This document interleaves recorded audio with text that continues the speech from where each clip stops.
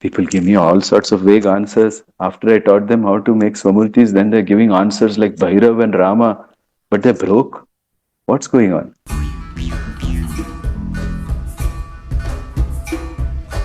12 Artha Sutras that I learned from my Guru. These are the ways to get money from others' bank accounts. The spiritual aspect is glaringly missing in the roles of a company. Why should you earn money? What stops people from making value is not knowledge. It's not that they don't know. Because if you don't know, you can ask someone who knows and learn. What is stopping you? Entrepreneurship, which scares everyone. Passive income, job that you hate. You hate the job, but you're still going there only for the money. So you're a slave. Begging, education, gambling. The entire Western world has invaded India through the internet, and in the past we have had our confidence broken and our spine broken. I just feel that the value that Indian philosophy, religion, Guru Shishya Parampara have to offer to the world is too much. So the only morally right thing is to make this a worldwide phenomenon.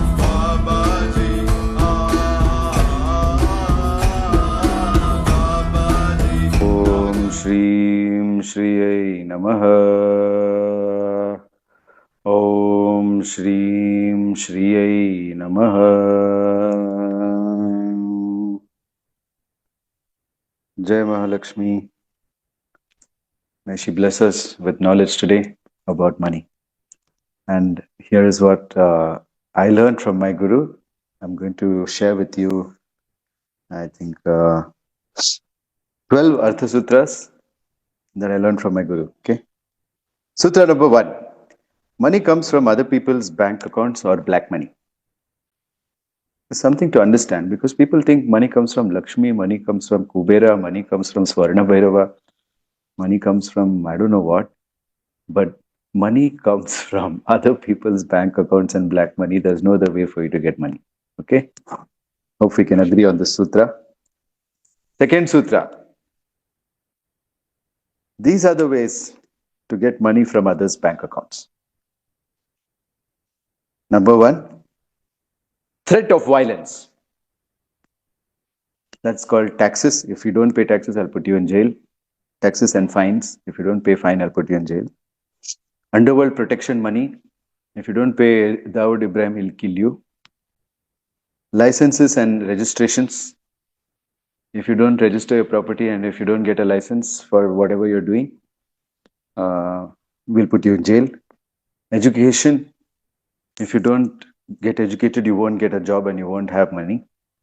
So, because of threats of violence, okay, all these. Blackmail of any kind, ransom, etc. Other criminal activities can lead to money, okay? Like smuggling, this is the whole list of criminal activities which can lead to money. Okay. This is not everyone's cup of tea, so I'm going to skip the details of this one, even though I know quite a bit. I wouldn't recommend it, because the path of violence leads to more violence, and you're going to die of violence if you go in this path. Okay? Then, next is slave wages. Wages given to slaves. This is job that you hate. You hate the job, but you're still going there only for the money. So you're a slave. Okay? Or if you're a dependent family member, that's also a problem, because now you're a slave. You don't have any proper way to get money. Okay? Third one is inheritance. You can just inherit money from your parents after they die. That's one time, and that's it. If they have money, that if they don't have money, you don't have inheritance. Then cheating, which is basically bribe money. You take a bribe, like the cops do sometimes, and the traffic, they have spoiled their reputation because of this. And scamming, like how they do, like they catch some old person who doesn't know how to operate the internet and empty the money from their account. So scamming.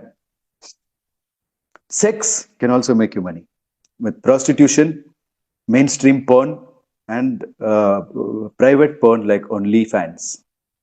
That's another way to make money. Lots of money you can make. Okay, that also I'm not teaching. Okay, and I don't know anything about it anyway. Then the next one is begging. Begging means funding, which is like startup venture capital. When you have a startup, you go with something called valuation and you beg for money. And CSR, you go to corporate social responsibility funds and then you go and apply as an NGO and you get money. Or you ask people for donations. Donate, donate, donate, donate, donate, donate, donate. Poor Shriya doesn't have eyes. Please give money for her. Like that you'll do. Okay. These are all pathetic ways to make money. Okay. I don't know how much will go to poor Shriya after that. No, we don't know. So low accountability ways and highly dangerous ways of making money. One more is that gambling. I forgot to include gambling. And gambling means, you know what it is. Buying lotteries. And because when you buy the lottery, you will feel, oh shit, I missed by 2 numbers, so I'll buy it again. Next time I'll get it. Like that. Or share market. Day trading. Share market is not a bad thing if you are buying shares and getting dividends, but day trading is gambling only. So many such things are there. There are many ways to gamble. And sometimes even job opportunity.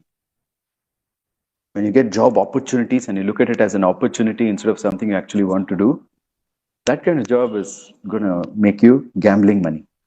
So gambling money also I don't recommend because it's not stable. You really don't know. There's no stability in any of these methods. Okay. What are the stable methods? One is to give value. That means that can be a job you actually like and you're an expert at. That is giving value. Okay. So nothing wrong with jobs as long as it's the right kind of job.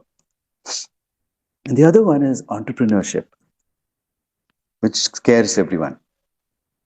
Then there is passive income. Passive income can come from many things. Like you lend out some money and then they keep returning money to you. That's passive income. In real estate, there's something called flipping. I buy land for, I don't know, 1 crore and I sell it when the price becomes 2 crore. Or I buy a house and I renovate that house and I flip that house. I sell it. Okay. And then there's rent. You make a property and then you rent it out and then over a long period of time you get a profit. You can also trade in metals and stocks and I'm talking about dividends, no? Not trading. Sometimes you can also invest in if you really trust someone to manage your money with funds and trading, somebody who really knows how to do it, then it's okay. But saying I'll learn day trading online and then going to do it when you're not an expert is just gambling. Okay. Okay. And then royalty. Royalty, like you write a book and then the book keeps making sales and money keeps coming in your pocket. Or you make some music and as that music gets used, and an ad, then they pay you royalty. Something like that. Okay. Comic books and so many other things. So if you have art, then royalty is a good way to make money. It's a passive way to make money. Make the art once, and as it gets used, you make royalty on that. Or you create a program, an education program, and every time someone does the program, you get some money. So you can make a course, and that can also be a source of royalty. Okay. But in value, there are so many things to do. In value, there is knowledge, which you can give to people basically, or you can give them a service, or you can give them a product. These three things are value. Okay, knowledge, service, product. That's all. Nothing else. I find, and the third sutra, which I agree with, is that value is the most sustainable and stable way to make money. Okay. In today's world, the best way to give value is through knowledge online. It's easy. But even if you have a physical product or a service, you need to give value online.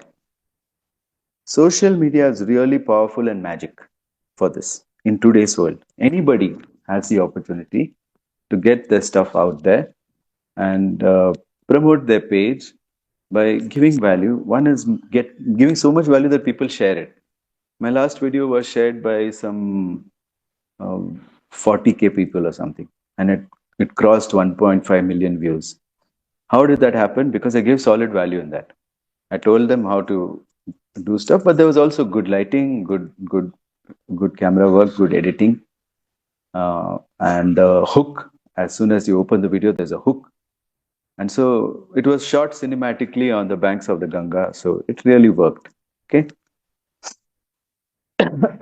I may have invested um, very less money in making that, but if I monetize on it, I'll get a lot of money back because that knowledge is helping people. It's also building my brand and is gaining me followers. So I went up from 202K followers. Now I didn't check yesterday. Last I checked, it was 225K. So 23K followers in 2 days. It's happening. So when you reach this level in a few years, it won't happen tomorrow. Okay, you share something and you get it. It took me itself after I started my Instagram account to figure it out. It took me some 5 years to figure it out how to make it. But you can shorten your journey if you get a mentor, obviously. Okay. So value is the most sustainable and stable way to make money. What stops people from making value is not knowledge. It's not that they don't know. Because if you don't know, you can ask someone who knows and learn. What is stopping you? Morals. Things like, I don't deserve it, so people will reject me. Or solopreneurship. I can't trust others, so people will reject me if I ask them for help. This is solopreneurship. I don't have knowledge. It's just one excuse. Okay. Because there are other people doing the same thing, like making money. And many of them offer courses on it. Many of them are happy to teach you if you approach them and say, I really admire your work and I'm here, stuck here. How do I get started? Or something like that. Like right now, Preeti asked me to mentor you. So I'm mentoring you because she asked. If she didn't ask, I wouldn't do it. So you have to ask. When you don't ask, the answer is no. Okay? Good. So these are things stopping, people will judge me. Or you don't have any real mission that makes it morally right to earn money. Why should you earn money? There's no proper morally right reason why you should do it. That's why. Or you think things like rich people are unethical assholes. So you can't be rich. Because if you're rich, then you'll also be an unethical asshole. Okay? So making money should be the only morally right thing to do. Fifth sutra. Making money should be the only morally right thing to do. That's it. You should not have any other objection. Making money, yeah, that's the correct thing for me to do in my life. Yeah, I don't have anything else to do. This is what I have to do. But people are not there.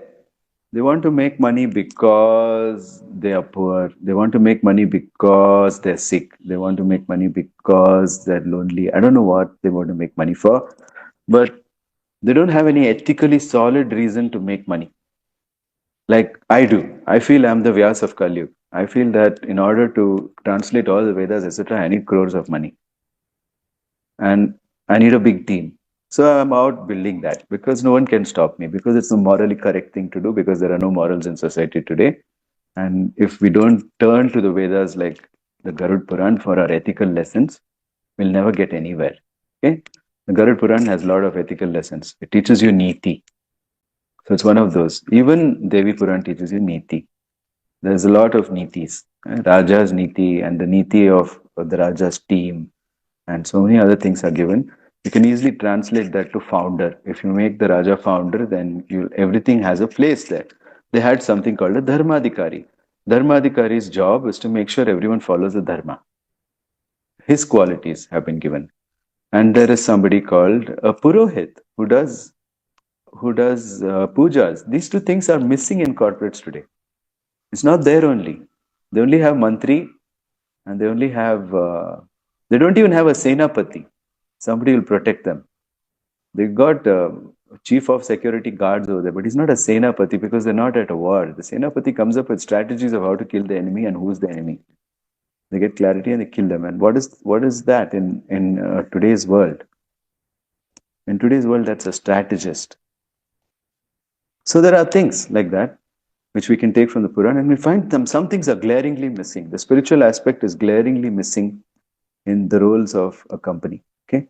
So this all I can get into more details later. But today I just want you to get your morals right. Okay. Because making money should be the only morally right thing to do. Making money starts with a clear success frame. Now, how are you going to get this reason, this morally right reason for you to make money from a success frame?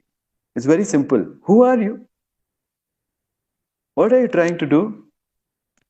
With whom are you trying to do it? And where are you? You should have clear answers for this. When I ask who are you, don't say your name or your country or your I'm an Indian or I'm a man or don't say shit like that.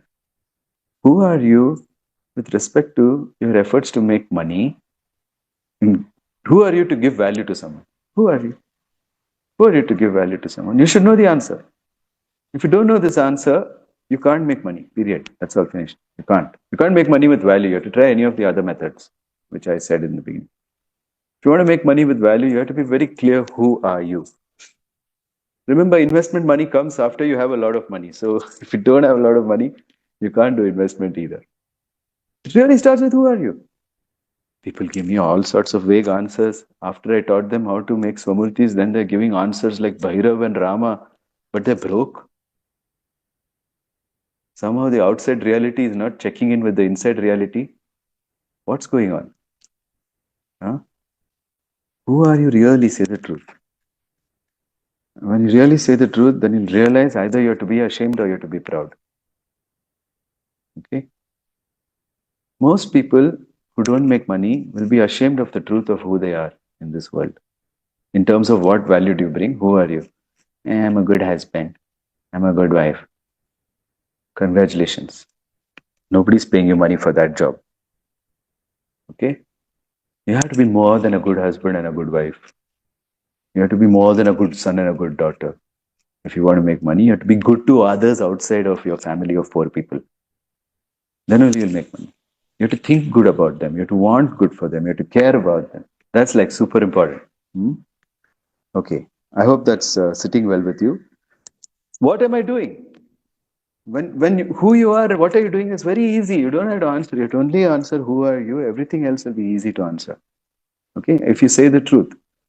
What are you doing is so easy to answer, right? If I'm a scorpion, I'm biting people. Simple. If I'm a snake, I'm scaring people. If I'm a cow, I'm ruining the garden. I have clear-cut missions depending on who I am. If I'm a mosquito, I am the most fearless predator on the universe. I'll bite a lion also. Okay? So you have to know who you are. Who are you? I know very clearly that I'm an elder brother to humanity. That they can't live without my wisdom. I'm clear about it because I've seen everybody doddering around. I didn't even want to do this job, but I realized I'm in a position to do this job. Nobody else is. So I'm doing this job. Okay, you have to clearly come and realize who you are. How do you realize who you are? Does it fall out of the sky, who you are? The 7th Sutra says, once the frame is defined, it's really easy to make money. You have to define the frame. People fail to make a frame. 8th Sutra. People fail to make a frame and create a vision because they don't have thinking rituals in which they answer the right questions that they've asked. They ask right questions and they answer it in thinking. And it starts by stating the problem accurately. And so a lot of people contact me. You know what I tell them? State the problem accurately. What is your problem? State it accurately. Somebody was saying, my husband committed suicide. I said, that's not a problem for you. He's dead. What's your problem? State your problem properly. He said, he did it after he fought with me, so I'm feeling guilty. I said, okay, that's all right. Otherwise, you're happy that he's gone. He's like, yes. And he said, what is the problem? You're feeling guilty. Why? You only prayed to Devi, let this happen. She prayed to Kali, it seems. Please help me. So Kali made the husband kill himself. So now she's feeling guilty. I said, you didn't do it. Kali did it. You prayed. But Kali did. So all that sin goes to Kali, not to you, if there is any. Because she doesn't have sin. So then I said, what's your problem? What's your real problem? Like, I'm feeling so good after talking to you, Guruji. There's no problem. Okay? This is how people are. Because they don't state the real problem and they're afraid to state the real problem. They're, how can I go in front of a guru and say, I'm happy my husband died? Not only died, killed himself. I didn't even have to do anything. He only did. So, how can I say that? They have this kind of things and then they hide the truth and they don't state the problem accurately to anyone. If you don't state the problem accurately to anyone, you'll never get solutions. So, you need to have thinking rituals like this. Sutra number 9, financial success boils down to having thinking rituals. That's it, nothing else. What are thinking rituals? Taking a walk, listening to a podcast, listening to music and relaxing, having a bath and thinking, or doing some hobby and thinking, painting and thinking, or something like that. You need to have something which is not work for you to think. And it can be something, but don't make it like, oh, my leisure, I have to plan my leisure. Don't make it like that. If you plan your leisure, you're screwed. People without thinking time and thinking rituals are screwed. My ritual of thinking is every day to sit down before the statue of Saraswati I have in my room. I sit down. I even do something called Veera Namaskar, Ugra Namaskar to her. That means you rotate 3 times and you fall down flat, danda, and with your hands up. Okay.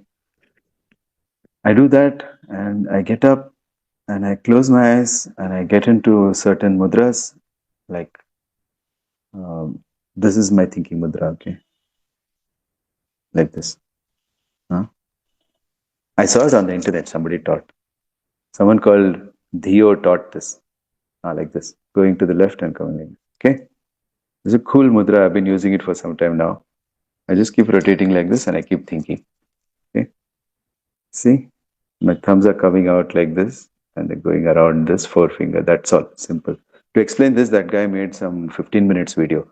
This is all you need to do. Okay. So these are closed. This is out. This is out. This is bent. And this is going from the bottom around like this. I keep sitting like this. I keep thinking of things. And whatever I think of, I start getting clarity. So that's my thinking ritual. You don't have to follow my thinking ritual. For somebody, it can be sitting in a bathtub. For somebody, it can be taking a dump. For somebody, it can be driving. And I do think when I do all these things as well, but I have a specific ritual. You have to have a specific ritual and a specific time where you'll sit and think. The more you spend in thinking, the more you're going to make money. That's what this sutra means. Okay? Financial success boils down to thinking rituals. And in the thinking, what else do you think about? You think about OTGS. What are the obstacles in my way? What are the tasks I should do to overcome those obstacles? Convert those obstacles into tasks to do. Which if you do those tasks, then you'll overcome the obstacle. Then take a guess of how long you'll take for that. Take a guess, guesstimate, OTGS. Let's just schedule it and start doing it. Okay, that's all. OTGS. So you make a list of all the obstacles. I don't have any knowledge about this field, or maybe I don't have any people with me. I have to do everything alone. Okay, so you do the OTGS. First thing you need to make is called a workflow. Okay, you need to make a workflow. That also you can think about. Workflow is the story. It's a story of how customers will find you, what happens to them to delight them, and how they leave you with joy, with gratitude. This story of how the customer comes in to your program or to your product or to your service, what happens to them inside, and how they leave you with gratitude. And then the workflow goes on to say, How many jobs are there?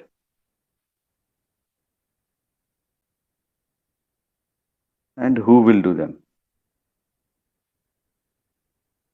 In your workflow, you can see how many jobs are there. For example, taking an ad is one job. And then attending to those people who then call with inquiries is another job. And then taking their payments also is another job. So some of these jobs one person can do. How many jobs and who will do them?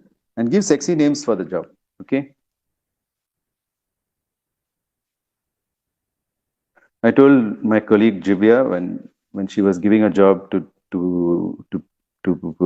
Priya, Preeti's sister, I said give it a sexy name, and she called it Gurukulam Systems Commander. And then she told she told Priya, "Do you want to be the Gurukulam's system commander?" And she's like, "Yeah, I want to be it. What is it?" She wanted to be it even before she knew what it was because the name is too sexy. Okay, so you have to give sexy names and who will do the job and give them sexy names so that people get excited to work for it. Okay, okay, like Acharya is a really sexy name. Okay, and I said to Preeti, "You want to be Acharya?" She's like, "Yeah, yeah, of course. What is it? What do I have to do?" First, they'll say yes before they say, "What do I have to do?" If your name is sexy enough. Okay, so that's what it is. And because people have to feel sexy doing your work, they have to feel like they're very attractive and they're very amazing doing that work, and they have to feel that like they're the best. Okay, so that's why you have to create this really attractive name that captures them at their belly, and they say, "Okay, I want to do this." So that's kind of important, I think. People give such boring names to their job. HR manager. You sound like there's some unmanageable thing and you're holding it in place. It just sounds bad, right? So learn to give sexy names. You know what I call a HR manager? Unnecessary. Because if you have a culture in your company and you invite people with a proper culture and a proper sutras like this of how they should behave in the company, then they'll behave. They need it. They need that structure. Even of how to behave with each other, they need the structure. So you have to make all that. And who will do all that? Somebody who's really good with people. Okay. Somebody who really understands their work. But I wouldn't call him human resource manager. Right? It's not human resources. These are people. These are people. This is the Dharmadhikari. He teaches people morals. So that's the job, you know. But it's not like that, right? There's no Dharmadhikari anymore. We have human resources manager, you know. So that's how people mess up their life because they're really not doing it with they're not doing it like it's a role given to them by God and they have to play it. They're not doing their life that way. That it's a role given to me by God and I have to play it well. Man, look at me. See how dressed up I am. I even got my stick here, my sengol. I pretend like I'm a king. I dress up like I am one. I'm a spiritual king. Okay. So I dress up like I am one and I truly believe I'm a spiritual king. I don't have to get someone's opinion to make my kingdom. I have that much knowledge. Okay. So then you have to show up like that. You have to show up in the role, not dress like a butler. Okay. You have to start looking like your role. When you understand your role in this, when you know the jobs, then you know how many roles, then you know your role. Start dressing, acting, speaking, and act like think that you're in a movie of that role. And you have to be in that role. Only then it's going to work. Okay. So how many jobs are there and who will do them? Make invitations and get them. All this in your thinking time. Like what invitation can I make? It's just thinking time. When you ask the right questions, you will find the answer somehow. You look it up, like who's done this before? How did some great entrepreneur recruit, you know? So I said, how did Ricardo Semler do his recruitment? I want to know. How did Virgin, that guy, what's his name? Richard Branson. How does he recruit people? How did Ratan Tata recruit people? How did Mukesh Ambani recruit people? How did he get his top core team? Like you only have to recruit a core team. After that, the core team will recruit more people. So you have to also understand what is a core team. In this, according to your workflow, you'll know there's a basic number of functions and somebody needs to oversee all those functions. So you need one team member for everything. Otherwise, you will get overloaded doing like 18 jobs. This is what I did. I called a solopreneur friend of mine. I said, let's make a workflow. Did the workflow and found out she was doing 18 jobs. And then she's like, I don't know why, Guruji, I keep getting stressed. I'm like, even I don't know why. You're only doing 18 jobs. No, 180 jobs you can get stressed, but just 18 you're doing. How can you be stressed? It's a mystery, right? And she's like, no, I get it. I understand. Okay. I have not let people in because I don't trust people, Guruji. So now is a how to trust someone, whom to trust.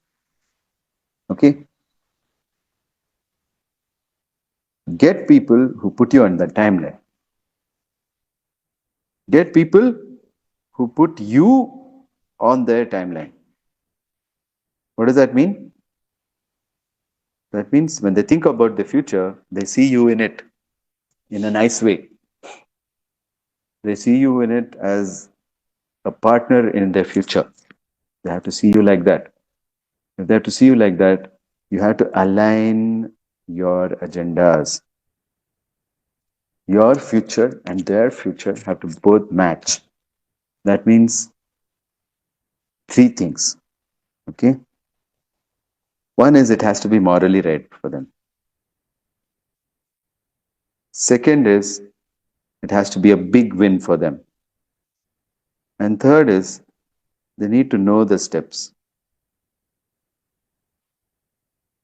If people find something morally right and they find that it's a big win and they find that they know the steps to it, they'll put it on their timeline and they'll do it. They'll put it on their agenda and they'll do it. Don't get confused with timeline, it just means agenda. Okay? So you have an agenda to do something. Like you had an agenda to come and listen to me talk today. So that's an agenda. How did you put it on your timeline? It was morally correct thing to do. Learning from your guru, right thing to do. There's no confusion there. It's the right thing to do. I have to be there. Guruji never opens his mouth about money. Today is opening his mouth. I should be there. Okay? So that's morally right. Is it a big win for you? Yeah. It's already a big win. It's not even like halfway, but we're already in a big win. You learned something today. And did you know the steps to come here? Yes. Put your phone, wear headphones if you need to, and click on the link which Preeti gave. That's how you're here. You knew the steps. So you put it on your timeline and look here.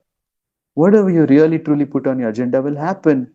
Yes, it can be delayed because of some karmas, waves here and there, but you will get there because it's on your timeline. You don't cancel and change your plans. But things that sit weakly on your timeline immediately falls out. Okay, like you say, I'm going to Kumbh Mela. Like you say, I'm going to Goa with everybody. Finally, when it comes down to booking the tickets, nobody's coming. None of your friends are coming. And you're like, oh shit, okay, forget it. Then you relax. Okay, you don't go. Why didn't you go? Because there was no real moral reason to go there. It's just idle curiosity. I'll see some Babas and have spiritual experience. Maybe I'll get to smoke up with them. So that's your idea of going to Kumbh Mela. That's all you know about going to Kumbh Mela. Nothing else, right?